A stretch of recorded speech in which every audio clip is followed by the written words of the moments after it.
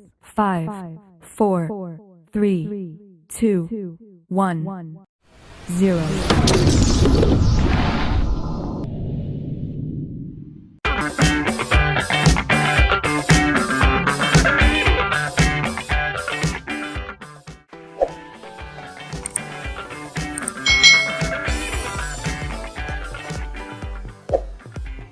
Hai hai hai, selamat datang di channel YouTube Kak Citra. Apa kabar adik-adik? Apakah kalian siap belajar hari ini bersama Kak Citra? Nah, hari ini kalian harus siap belajar, karena belajar itu akan membuat kita menjadi pintar dan bertambah pengetahuan. Adik-adik, hari ini kita akan belajar bersama-sama di tema 6, panas dan perpindahannya, subtema 3, pengaruh kalor terhadap kehidupan, pembelajaran yang kelima. Mari adik-adik kita belajar dengan penuh semangat ya. Adik-adik perhatikan gambar berikut ini. Ingatkah kamu cara membuat bolu meranti yang sangat terkenal itu? Ya, adonan bolu itu harus dipanggang ke dalam oven dalam waktu tertentu. Oven adalah alat untuk memanggang kue atau makanan lainnya. Pemanggang atau oven itu biasanya diletakkan di atas kompor, tapi sekarang ada juga oven listrik yang menggunakan listrik sebagai sumber energinya. Adik-adik, sore itu Benny tidak sabar menunggu hasil kue kering yang dibuat oleh ibunya. Ibu tampak memasukkan 2 loyang kue kering kesukaannya ke dalam sebuah oven. Ibu harus menunggu beberapa saat sampai oven itu panas sebelum memasukkan kue di atas loyang itu. Tahukah adik-adik bahan apa yang digunakan untuk membuat oven atau pemanggang milik ibunya Benny? Nah, proses perpindahan panas apa sajakah yang terjadi dan perlu diperhitungkan untuk membuat dan menggunakan alat tersebut? Bagaimana dengan peralatan lain di rumah kalian? Terbuat dari bahan apa sajakah alat-alat tersebut? Yuk kita pelajari bersama-sama. Di sini adik-adik kita akan belajar tentang bahan konduktor dan isolator di sekitar kita. Tentunya adik-adik masih ingat apa itu konduktor dan apa itu isolator. Konduktor itu adalah alat-alat atau bahan-bahan yang sangat mudah menghantarkan panas. Sedangkan isolator itu bahan-bahan atau alat-alat yang tidak mudah menghantarkan panas atau tidak baik dalam menghantarkan panas. Nah, barang-barang dalam kehidupan sehari-hari banyak yang memanfaatkan sifat benda sebagai konduktor atau isolator. Benda apakah itu? Selimut dan panci merupakan benda yang memanfaatkan sifat ini. Bagaimana cara kerja selimut? Nah, selimut ini memerangkap udara. Udara adalah isolator, sehingga tidak menghantarkan panas yang keluar dari tubuhmu. Dengan demikian, badanmu tetap terasa hangat.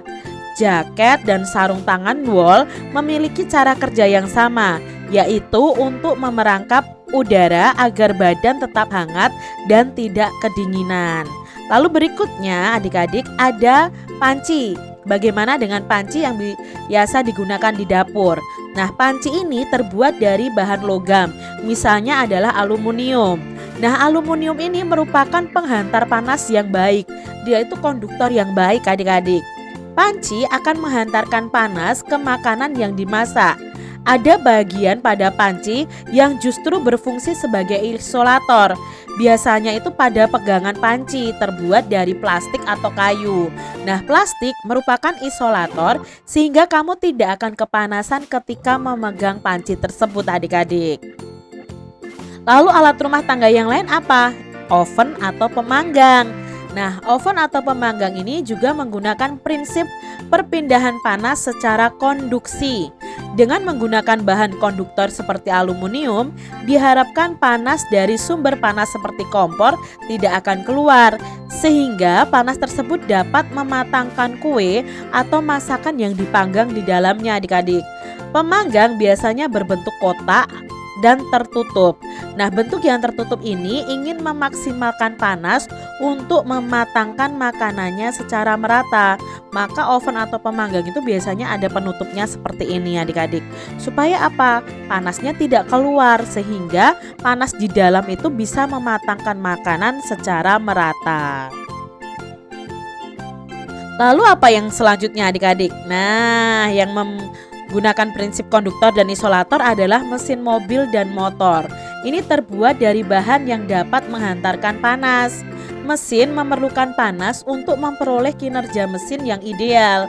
Mesin juga memerlukan energi listrik sehingga perlu bahan konduktor sebagai penghantar listrik yang digunakan oleh mesin mobil atau motor.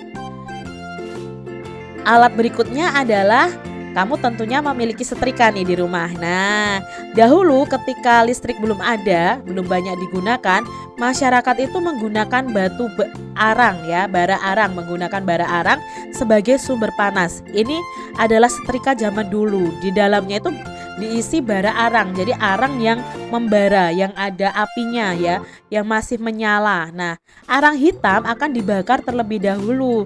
Setelah menjadi bara arang ya, baru dimasukkan ke dalam setrika ini. Nah, setrika akan ditutup. Jadi ditutup seperti ini dengan pegangan yang terbuat dari kayu. Biasanya setrika arang ini terbuat dari tembaga yang berat. Jadi setrika zaman dulu tuh berat-berat adik-adik. Berbeda dengan setrika listrik yang digunakan saat ini. Nah, ini adalah setrika listrik yang digunakan saat ini. Kita sudah memakai listrik lebih mudah, bahkan setrikanya itu lebih ringan. Biasanya pemegangnya ini itu terbuat dari bahan isolator yang tidak menghantarkan panas, tapi yang bagian bawah ini menggunakan bahan konduktor yang bisa menghantarkan panas dengan baik. Nah, adik-adik, sumber panas itu berasal dari aliran listrik yang memanaskan kumparan di bagian bawah setrika ini. Agar panasnya sampai dari kabel listrik ke pakaian, maka pada alas atau bagian bawah setrika itu dibuat dari bahan logam. Sedangkan bagian pegangan setrika itu terbuat dari plastik yang bersifat isolator. Itu tadi barang-barang yang ada di sekitar kita yang menggunakan prinsip konduktor dan isolator. Berdasarkan bacaan tadi, kita akan menuliskan hal-hal penting yang kita pahami dari setiap paragrafnya. Yuk kita cari tahu bersama-sama. Nah, di sini paragraf 1 itu adalah tentang barang-barang dalam kehidupan sehari-hari itu memanfaatkan konduktor atau isolator. Misalnya pada panci dan selimut. Lalu isi paragraf kedua itu tentang bagaimana cara kerja selimut. Selimut itu memerangkap udara sehingga badan akan tetap terasa hangat. Itu isi dari paragraf yang kedua. Lalu isi paragraf ketiga dan keempat apa? Nah, isi paragraf ketiga itu tentang bagaimana panci yang biasa digunakan di dapur. Nah, panci itu terbuat dari bahan logam yang merupakan penghantar panas yang paling baik adik-adik ya, sehingga apa? Bisa untuk memasak.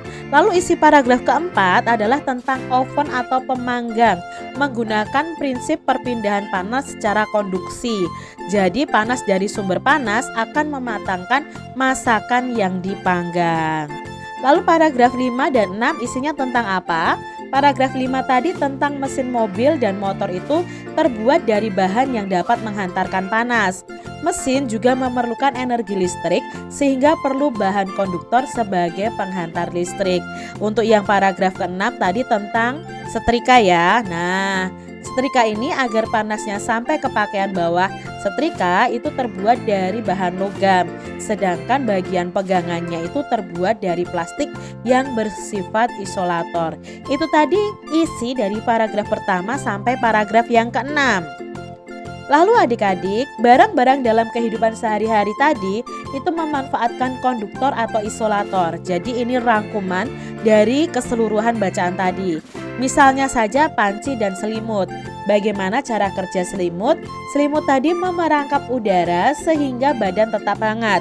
Bagaimana dengan panci yang biasa digunakan di dapur? Panci itu terbuat dari bahan logam yang merupakan penghantar panas. Oven atau pemanggang menggunakan prinsip perpindahan panas secara konduksi. Panas dari sumber panas akan mematangkan masakan yang dipanggang. Nah, mesin mobil dan motor itu terbuat dari bahan yang dapat menghantarkan panas. Mesin juga memerlukan energi listrik sehingga perlu bahan konduktor sebagai penghantar listrik. Kamu tentu memiliki setrika di rumah. Nah, setrika di rumah itu agar panasnya sampai ke pakaian, bagian bawah setrika itu dibuat dari bahan logam. Sedangkan bagian pegangan setrikanya terbuat dari plastik yang bersifat isolator. Adik-adik, berdasarkan bacaan tadi kita akan membuat diagram yang menjelaskan isi dari bacaan tadi dengan menggunakan gambar-gambar yang mewakili pokok pikiran pada paragraf. Nah, di sini Kak Citra ambil dari mikirbae.com. Itu di sini ada judulnya bahan konduktor dan isolator di sekitar kita. Contohnya, pemanfaatan konduktor dan isolator. Barang-barang dalam kehidupan sehari-hari itu memanfaatkan konduktor atau isolator. Misalnya itu bagaimana cara kerja selimut. Lalu contoh lainnya bagaimana dengan panci yang ada di dapur. Contoh lainnya juga tentang alat pemanggang atau oven yang menggunakan prinsip perpindahan panas secara konduksi. Selain itu juga ada mesin mobil dan motor yang terbuat dari bahan yang dapat menghantarkan panas. Dan contoh lain dari pemanfaatan konduktor dan isolator pada benda-benda di sekitar kita adalah setrika rumah. Seperti itu adik-adik. Adik-adik, perhatikan beberapa peralatan yang ada di rumah kalian. Jika kamu perhatikan, ada beberapa peralatan yang menggunakan bahan isolator dan konduktor sebagai bagian dari peralatan tersebut.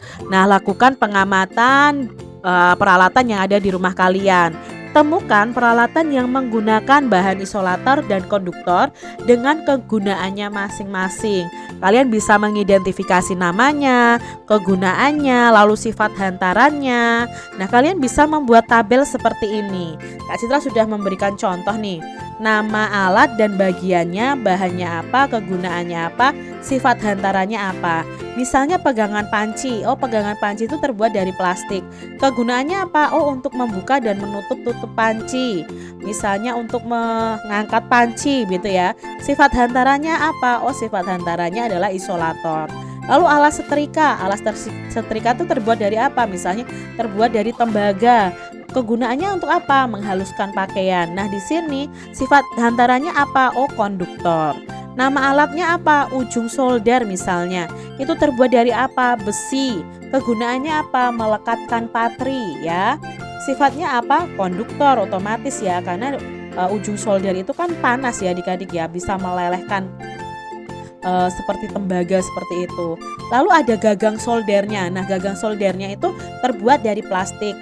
Kegunaannya ya untuk memegang solder saat digunakan. Nah, gagang solder itu biasanya sifat hantarannya adalah isolator. Lalu pegangan setrika. Pegangan setrika itu terbuat dari plastik. Kegunaannya apa? Yang memegang setrika supaya kita tidak kepanasan ya. Tangan kita juga tidak luka saat menyetrika baju kita. Nah, pegangan setrika ini sifat hantarannya adalah isolator. Lalu panci. Panci itu bahannya apa? Oh, dari aluminium. Kegunaannya apa? Untuk memasak dan merebus air. Nah, panci sendiri sifat hantarannya adalah konduktor karena gampang mudah untuk menghantarkan panas. Ternyata banyak juga ya peralatan di rumahku yang mengandung bahan isolator dan konduktor. Pengetahuan manusia memang sangat berguna untuk menciptakan peralatan guna mempermudah hidup kita ya. Ibuku pernah menunjukkan setrika arang peninggalan nenek moyang. Sedangkan sekarang setrika listrik sudah semakin canggih. Saya setuju Made, bicara tentang barang peninggalan, saya punya buku cerita kesayangan ayahku waktu beliau seumuran saya. Di dalam buku ini ada beberapa gambar cerita yang menarik, kamu pasti suka melihatnya. Wah, kamu tahu saja kalau saya suka menggambar. Bolehkah saya lihat gambar cerita yang ada di dalam buku cerita milik ayahmu? Nah adik-adik, yuk kita mengetahui, mencari tahu tentang gambar bercerita. Apa itu gambar bercerita? Nah, gambar cerita adalah gambar yang menunjukkan kegiatan orang-orang atau binatang-binatang dalam suatu peristiwa. Gambar cerita itu dapat kalian temui di buku-buku cerita. terutama untuk anak-anak. Untuk menceritakan sebuah peristiwa, baik peristiwa yang benar-benar terjadi atau hanya cerita imajinasi. Bagaimana gambar cerita dibuat? Nah, menggambar cerita dapat dilakukan dengan teknik kering dan teknik basah. Jadi menggambar cerita itu ada teknik kering, ada teknik basah. Alat dan bahan untuk menggambar cerita dengan teknik kering itu menggunakan beberapa alat, misalnya pensil, kapur, krayon, atau bahkan bahan lainnya yang tidak memerlukan air. Pada teknik basah ini media yang diperlukan itu berupa cat air, tinta bak, dan tinta Cina, cat poster yang menggunakan air sebagai pengencernya. Nah, kita pelajari yang pertama adalah teknik kering dulu. Menggambar cerita dengan teknik kering ini tidak perlu menggunakan pengencer seperti air. Cerita dibuat langsung pada kertas gambar. Mula-mula dibuat dulu sketsanya atau rancangan gambar yang menggambarkan sebuah peristiwa. Setelah itu diberikan garis atau warna yang sesuai dengan media kering yang digunakan. Beberapa contoh media kering yang biasa digunakan antara lain yang pertama adalah pensil. Nah, pensil yang biasanya digunakan untuk menggambar cerita itu adalah pensil ukuran 2B sampai 6B. Jadi kalau sketsanya itu seperti ini kalau menggunakan dengan teknik kering, medianya pensil. Lalu teknik kering yang kedua itu dengan menggunakan media krayon. Nah, krayon itu memiliki beragam variasi warna. Krayon merupakan campuran antara lilin dan bahan pewarna yang aman untuk anak-anak.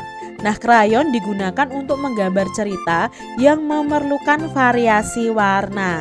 Lalu ini adik-adik pasti pernah ya mewarnai dengan krayon. Lalu teknik kering yang ketiga adalah dengan pulpen atau spidol. Nah, pulpen atau spidol juga digunakan untuk menggambar cerita dengan karakter yang tegas pada garis-garis. Perhatikan salah satu gambar cerita berikut ini. Jadi ini gambar yang menggunakan teknik kering dengan media pulpen atau spidol. Lalu teknik kedua dalam gambar bercerita itu adalah teknik basah. Media yang digunakan untuk teknik basah itu antara lain cat air, tinta, atau media lain yang memerlukan air pengencer. Nah, cerita dibuat dengan cara membuat sketsanya dulu pada bidang gambar 2 dimensi berupa kertas. Setelah itu baru akan diwarnai sesuai dengan media basah yang ditentukan.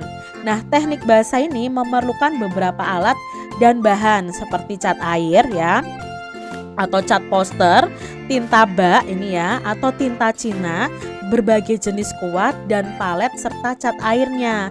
Berikut ini adalah contoh gambar cerita yang dibuat dengan teknik basah. Otomatis teknik basah itu memerlukan air untuk pewarnanya adik-adik.